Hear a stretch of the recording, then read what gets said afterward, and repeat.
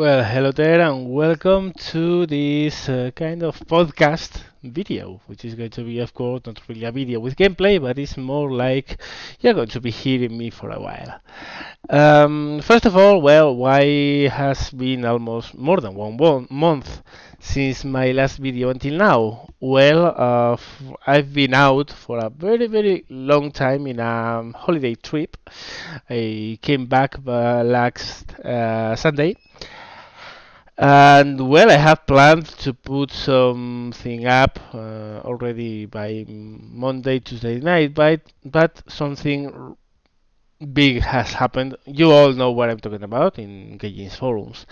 So I have been beating my time waiting for, well, getting more information of how the things were developing before I put this up. So yeah, that's why I have been away. I was having fun, essentially, and I didn't have a lot of time to put anything up. I had my computer with me. I had my laptop with me. I was online. In fact, I even played some games now and then when I wasn't doing anything else. But for the most time, I was going out, having fun, partying around, going to the beach, that kind of stuff. So, of course, that didn't give me a lot of chances to make any videos to upload. But well, now I'm back. Now, what's going on at Gaijin? Because, of course, this is a video about War Thunder. What's going on in War Thunder? What's going on? What's happening? Well, I think it was Tuesday morning, they announced a new update. In the new update, they were lowering the battle rating tiering of some planes, and they were increasing the battle rating of some others. The problem was that the reduction of some planes was beyond retarded, and the increase of other planes were beyond retarded. For instance, the Mi-262 was being increased to the same tier than Sabres, which makes absolutely no sense. Or the P-47 was getting an even bigger lowering of their battle ranking down to 3.3, I think, which means that I mean, actually, the P-47D was lowering battle ranking than an A6, yeah, than a zero, than an A6M2, which is absolutely ludicrous when you think that the P-47D is a mid 1944 version of the P-47, and the A6M2 is a 1940 plane. There are 4 years of discrepancy, yet one is higher than the other. And the one that's higher than the other is the earlier one. This prompted a massive chain reaction. In the past, Gaia has done a lot of very weird stuff and very debatable stuff, and they have introduced a lot of changes that no one really liked. But in the past, there were always voices of keep calm, keep calm. There were always people who were moderating the indignation of the ones that were ignited by the changes. In every thread that was open complaining about anything about the game, I would say that there was a 20% of the population that would come in and say, hey, calm down, Isabella. Give them time. You can't complain about something that is not complete. Wait for them to finish the game. That kind of stuff. Which, of course, we all know that is not true. I mean, the game has not been a beta for a long time, but still there were a lot of people who were blind enough to tell them, no, calm down. This will improve. Give them time. Well, what happened Tuesday morning and what's happened since then has been that there has been no moderation. Not in the sense of in-forum moderation. There has been a lot of that, and not in the best of senses. But there has been no moderated players coming in saying, calm down, this is a beta. Why? Because no one buys that excuse anymore. No one believes it. There's no one blind enough to give them time when they are seeing that planes that should be of a much higher battle ranking are constantly reduced in tiering, while planes that should be lower in tiering, they get constantly increased in battle rankings. Among many other things, of course, because that's not by far the only problem War Thunder has, but it's the one that is causing the most rates, and for a good reason, because it's unacceptable. So what happened was that people started complaining, people kept on complaining, people went nuclear about this, and suddenly Gaijin came forward with their announcements that they were rolling back the changes of the tierings until, well, they have given it a better thought. In past months, that would have been enough to calm people down. People would have seen we are rolling it back, and they will say, "Hey, great, thanks, Gaijin, for listening to us." Not this time. Not this time. This time, no one cared about the rollback, because even with the rollback, the situation is stupid. With the rollback, the P47D still has the same battle ranking as an A6M2. People are fed up of this crap. People won't take any longer, and people won't accept it any longer. So the thing kept going on. It kept on increasing in speed. It kept on growing in size. The threads of complaints went kaboom. They went over 30 pages each. People simply wouldn't accept it, and there was a huge outcry. It's the first time what we have seen is the first time when the whole community has raised in arms against Gaijin, saying, "We are not giving you more time. Either you fix this now, or this game is over." Well, of course, the thing is here that you guys know me. 9 months ago, I stopped playing War Thunder. One of the reasons I gave for me stopping playing War Thunder was exactly this: the tiering system. I said that the new tiering system was a disgrace, that they had lied to us, promising an historical tiering, with what they were bringing was something that in the long term would cause impossible matchups. 9 months later, turns out I was right. Of course, back then everyone, well, there were a lot of voices against me saying that I was quitting the game. First of all, people called me a whiner, an alarmist, that I was just complaining all the time, that whatever, that they couldn't understand why I was stopping playing the game. There were some voices that said, "Yeah, okay, we understand you," but most of the people were saying, "No." Most of the people, a lot of people were saying that I was worthless whiner, and that it was good for me to be out of the game finally. Well, the problem is that the reasons I gave for leaving the game are now so real that even those that didn't understand me back at the time, now they do. I wasn't.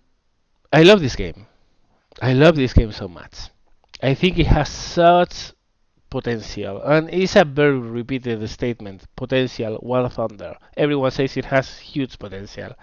But as clearly as I saw this game was going to fail if they changed this tiering system, as clearly as I saw that, I clearly see that this game, well managed, will be a reference in the online gaming for the next 10 years easily. Easily. And what I couldn't bear anymore was to see how Gaijin was bringing it to its death. Because every single managing decision they have brought to the table, I'm not going to say that it has been done because they are bad persons. I'm not saying that they are trying to kill the game. Of course, they are trying to improve it, but the problem is that they are not doing it. They are bringing it down with the best of their intentions, with the best of their of their work, working hard, putting a lot of time, but they are bringing this game down. Because Lemsko, in one of the Q&A podcasts with Bispark and me, said it clearly. These guys are amazing at making a game from the technical standpoint. The game, technically speaking, is brilliant, but they don't know how to make a game from the gameplay standpoint, and much less an online multiplayer game. They don't know. And the problem is not that they don't know, is that they don't know and they systematically refuse to listen to those who know, and they are trying to tell them why what they are doing is wrong. It's a case of a developer who's trying to do the best for their game, but they are doing the worst without understanding that they are doing the worst, and they are ignoring all the community that is telling them to the face, you are doing it wrong. You are going to kill this game if you keep in this way. And they keep on going, they keep on going, they keep on going. They simply won't listen. Now, before anything else, you have to understand why my statement of the current battle ranking tiering system will never work. Okay? First of all, you have to understand that is theoretically a brilliant concept. Okay? In theory, this system is the best balancing tool you will ever wish for and you will ever have. Theoretically speaking, this is a masterpiece. The system that currently is in Gallin's hands is a masterpiece from the balance point of view. Because with this system, what they want to see is a level playfield across the board among all the tiers. They want to see tiers of planes that perform close to each other. Okay? That's what they want. I don't personally agree with it because I like historical accuracy, but I can see and comment what they are trying to do with this. Alright? But now, why is never going to work? Well, the system, as it works right now, takes a given plane, analyzes its results in its current tier, compares those results with the average of the population at that tier, and then if that plane is performing better, it will be increased in battle ranking. If it performs worse, it will be lowered in battle ranking. So let's say plane A and plane B are battle ranking 3. Okay? If plane A, after maybe 2 months, the statistics and the information Gallin has about plane A says that it's doing very well and extremely good compared with the average of the planes of the tier, Gallin will increase its battle ranking. If plane B is doing very poorly compared with the average of the planes of that tier, they will be lower the battle ranking. Ideally, it's perfect. Theoretically, it's faultless. But this is one of the quintessential instances of why something that works in theory will never work in action. Because this system doesn't take people skill and player skill in account. Now let's go back and put this instance I have said just now. Let's put it in practical terms, okay? Let's say that plane A, they are not the actual battle rankings, but this is like a picturing of the situation, okay? Plane A is a P47D, alright? Which is, let's say, level 3. It's not, but let's say it's level 3, alright? The other plane is a Henkel 112B, which is also battle ranking 3. It's not, I know, but for the purposes of the comparison, alright? Now, what's the problem here? Well, a lot of people who play this game, they don't know anything about World War II air combat. They know even less about the less famous World War II planes. If you have never flown a simulator, if you know nothing about World War II, if you know nothing about air combat other than what you have seen in dogfights, for instance, or red tails, or whatever crap they have seen online, when you come at this game, what's your aim? What you are going to aim for? Well, they will be dying to try out the P-47, the P-51, even in some cases the Spitfire, planes that are quite widely known. You know, everyone has heard about the Corsair and Pappy Boyington and the Baba Sheep, Black Sheep Squadron. So a lot of people are going to want to go for the F4U. But who's going to want to fly the Henkel 112? Well, those who like planes. Myself is my case. I flew a lot of Henkel 112B back in the day. But no one of those is going to go for that plane. So, of course, this means that a lot of people will go for the P47D. And from that huge influx of players who are going to be playing the P47D, most of them they don't have a clue on how to fly with a P47D. Most of them even will discuss with you today that the P47D is a very mediocre fighter and that is good at nothing. When you all know, if you see my videos, that the P47 is one of the best planes in the whole plane set, same for the F4U, for instance, or the P51D, in historical battles at least. So all that unskilled player base will go to the P47 and will fail with it. No matter how good the plane is, no matter how good. I mean, if you guys have been a long time in this game, you will have been witness of German teams of only propeller engine planes killing teams full of MiG-15s or Sabres. It happened because the biggest thing in air combat is pilot skill. That's the biggest thing. Second biggest, of course, is the plane. But the biggest thing is player skill. So what happens is that a lot of people go to the P47, they don't know how to fly it, and they lose the plane. And they will lose the plane this game, they will lose the plane the next game, they will lose the plane the next game after the next game, they will score no kills, they will do very poorly, they will bring the statistics of the plane down to the ground. So when the time comes for Gaijin to do the comparisons, to decide which battle rankings are right and which battle rankings need changing, suddenly they will find that the P47 is only very poorly at its current battle rating, and they will lower it. But even by lowering it, they are solving nothing, because suddenly the players who play it don't know any better. They are still going to lose plane after plane after plane, and again, maybe, I mean, at one point they will be fighting B planes, and maybe then they will be able to kill something. But the problem is this system doesn't take into account probably the biggest thing in air combat, which is player skill. So something that in theory works really well, in practice doesn't work. Because you get extremely good planes as the P47D dragged down in the battle rankings because players who play it don't know how to play it. The statistics system is essentially flawed. Is essentially mistook, is essentially wrong.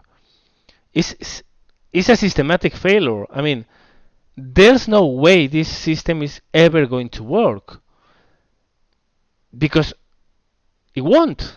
I mean, it's impossible for it. I mean, a statistic system to work, you need a normal sample. You need a what you would call a neutral sample. It's impossible to achieve that if you don't take player skill in account. And it's impossible to take player skill in account with a battle ranking.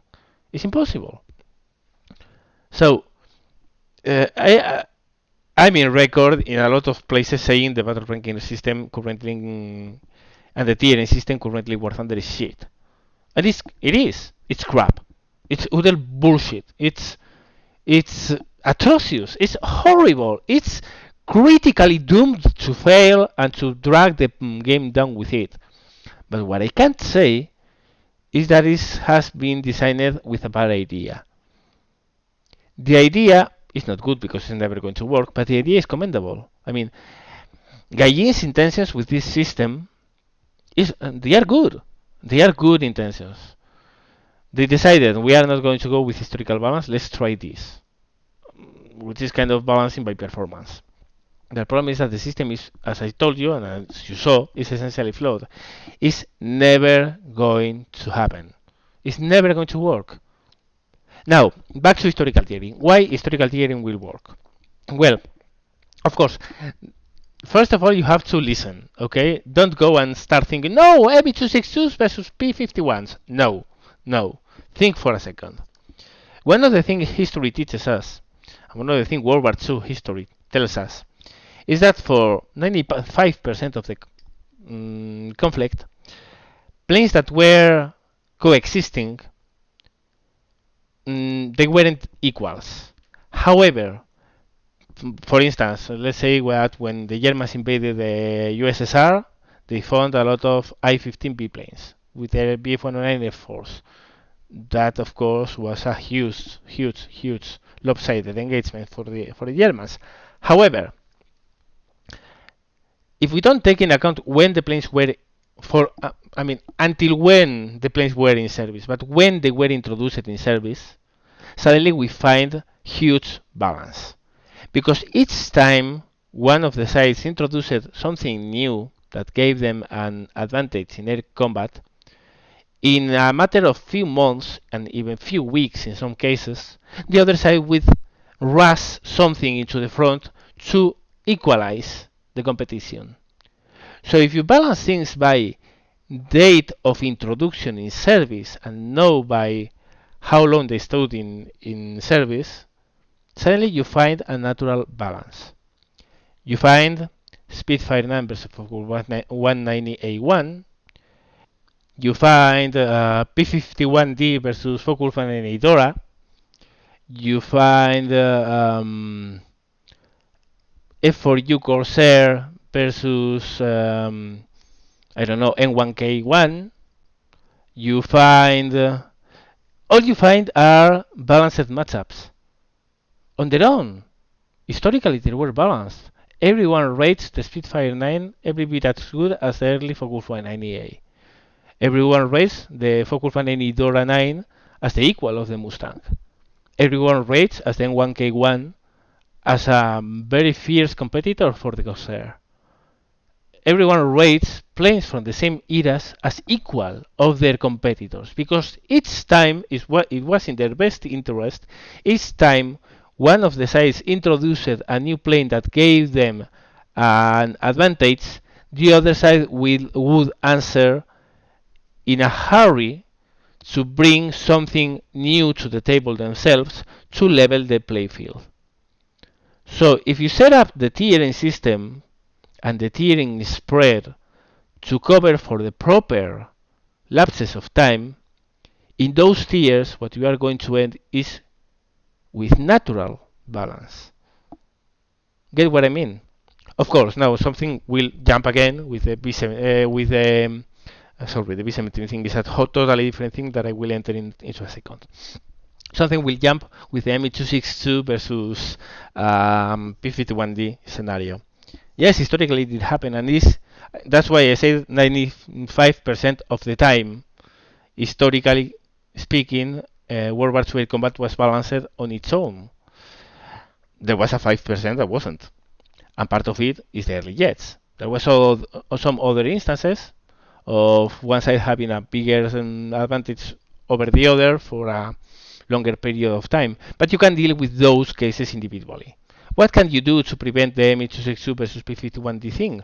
Well, you can balance by rewards, for instance, by making the ME262 so damn expensive to fly and so worthless at the hour of collecting XP and money, you can make it worthless to fly. If you fly it, you are going to win nothing and you can lose half your bank account. You can make it super non-attractive, so it will be very rare. That's one solution. Another solution is to increase it in tiering and put it in between the planes that were post-war, with the MiG-9, the P-80A, the planes that were their equals. Okay.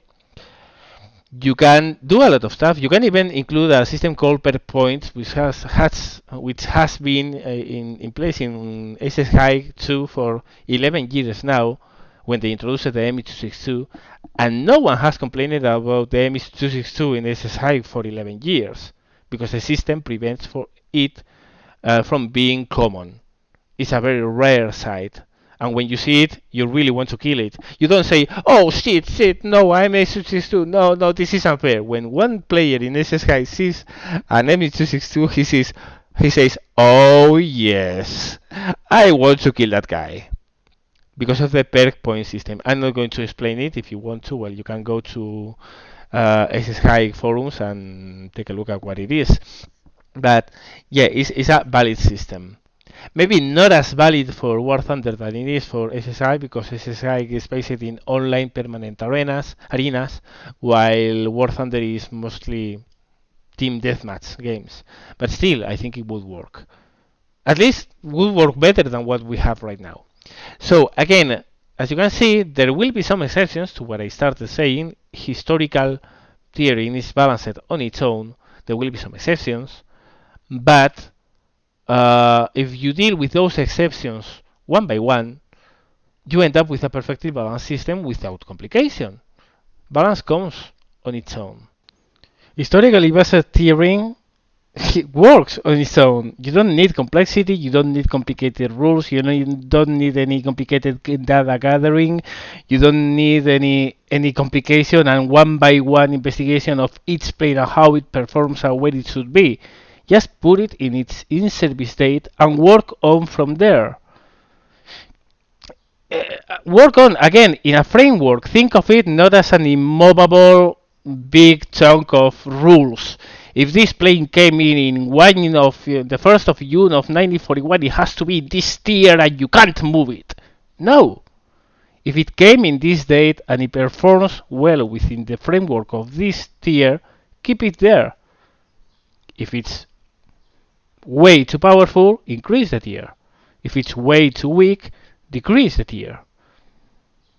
And there you go. It's as simple as that. You don't need any further tinkering. It's as simple as that. With some extreme instances, as early jets, well, just, again, there are a lot of solutions, but you can go the direct route. Well, these planes simply are too powerful to be in their historical level, so let's put it artificially, maybe a couple tiers higher, so they deal with other early jets. And no one will complain. I mean, I'm a strong proponent of historically based tiering, and I wouldn't complain. In fact, I would say it's perfectly logic. Go ahead, do it. As you can see, this works on its own. It's self-sustaining.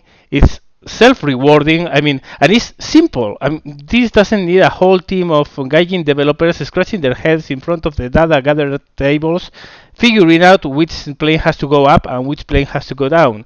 Balance comes on its own. It's as simple as that. Now, why these guys are rejecting this? Why these kind of ideas have been around for months? I have been proposing this kind of tiering for 20 months now, both in my channel, in the forums, the same way as many others have been doing the same. Different ideas based within the same framework, all of them perfectly valid, all of them perfectly legit, all of them perfectly worth consideration, and they have never considered them. Now, if we try to do an exercise of understanding why they never gave those ideas a second thought, I don't even know if they listened to them. I guess I did, at least mine, because I have a very, very, very big mouth and I speak very openly all the time. So I guess some of them at least know about my ideas, and others, but whatever. I think the whole problem then is that they feel their idea is so good, that their idea is perfect. We saw it, I explained it to you why this idea is so good, in theory. The problem is that they constantly fail to see what's so obvious and what I have explained to you in detail. Why the system is essentially flawed. I mean, it's intrinsically flawed. It comes with a flaw on it. It will never work in practice, but these guys fail to understand it. They have introduced a battle ranking system and a tiering system that they feel is very good and that in the long term will produce perfect balance. Well, we have seen that is not going to happen ever. The only thing that system is going to bring is even more lopsided situations and even more enriched community members. Because it's simply self-sustaining. It gets worse and worse and worse the more you go on with time. While the theory says that the longer time you spend with the system, the closer you come to balance. The problem is again, the system doesn't work and they don't understand why. People are telling that to their faces, time after time and again, but they don't listen. They refuse to listen. I don't know if there's some kind of mental block that prevents them from actually processing what they're reading, if they are reading it at all, but they simply don't understand where the problem lays and why the system will never work. Still, I'm guessing, this is a personal theory of mine, they will be thinking that, oh, this is so crappy, we have brought this perfect system to the table, we only need time for it to self-adjust and bring a perfect world of balance for everyone to enjoy this game, and we have all this community yelling at us. What a collection of scumbags. They don't understand that we are trying to do the things for the better. That's what I think they are thinking now. And that's very sad. Because again, if what I'm saying is true, the whole situation is a misunderstanding of such a scale and degree that is so hard to understand. And it only depends on them to open their ears and to understand what all their community is telling them in a unison. The system you brought, we understand, is commendable. We understand what you are trying to do. We understand that you think this is the best way. But we, as the players, we are telling you, no, it's far from perfect. It's flawed. It's going to bring this game down into oblivion because it will produce horrible matchups, and the more time passes by, the more horrible the matchups will be. This morning I was making a joke, I think it was with Bismarck, I don't know, telling him that at this rate Gallin is going to have to bring the Sopwith triplane to the game, the World War II fighter, and the World War I fighter, the triplane.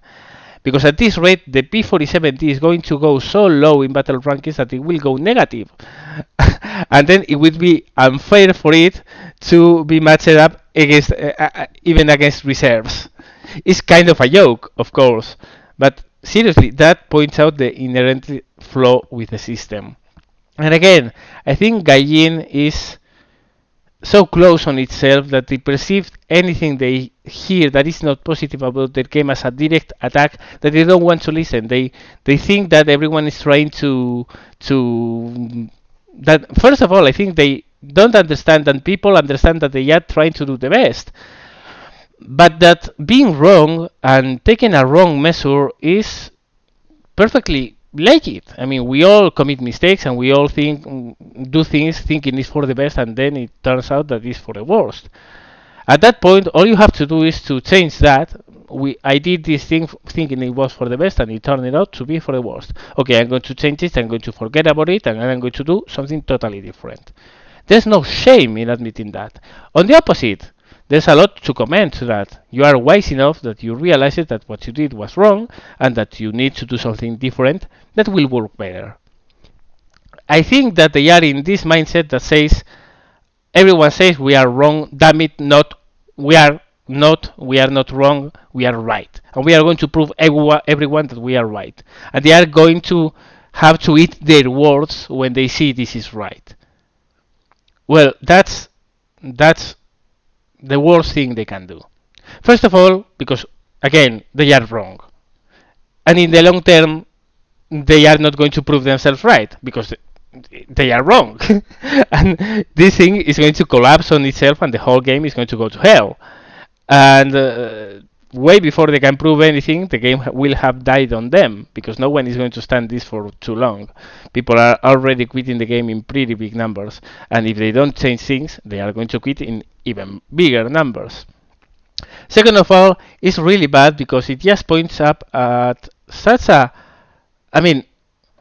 two sides, community and developers, both with very good intentions, but separated by the fact that one of the sides refuses to hear the other. Because they think that if the other side doesn't say that whatever they are doing is great, it's already not worth listening to. And that's Really, really, really, really, really sad. And finally, because again, they are betting on this will work on the long run and then we will show who was right. And as we have seen, the longer this system goes, the worse it's going to become. It's patch that goes by, its update of this game that changes battle rankings is going to make this situation worse, not better. And if people are just fed up right now, they are not going to endure this any longer, and much less they are going to endure further battle ranking system changes that bring the matchmaker into a more lopsided state than what it is right now. So essentially, what Gaijin is doing is sealing their doom. They are killing this game. They are destroying it. And the saddest part of this is that they are trying to do it, I think, with the best of their intentions.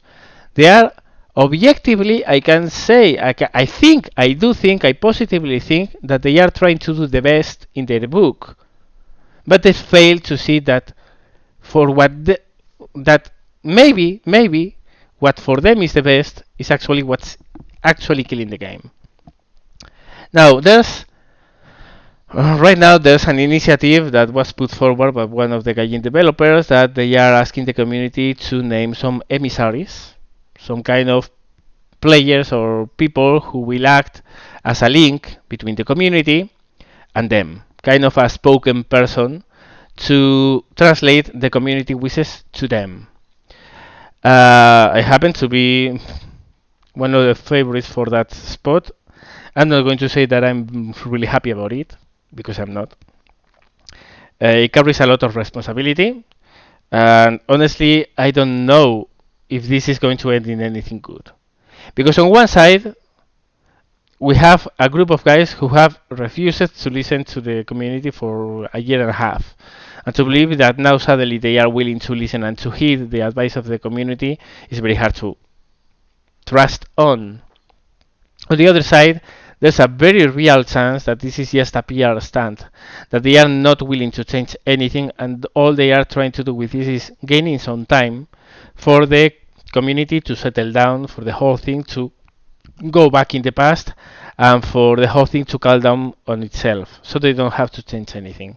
And in that situation, then the spoken persons, the emissaries, what they are is nothing but a joke. And I would take personal offense if that is the case. First of all, because if they are doing that, they are insulting their player base once again, and they are refusing to hear their audience once again, and they are actually promising something they are not going to deliver. Because if you want someone to speak to, it's because you are ready to listen to him. If you don't want to listen to him, all you are doing is scamming the people to believe you are willing to listen.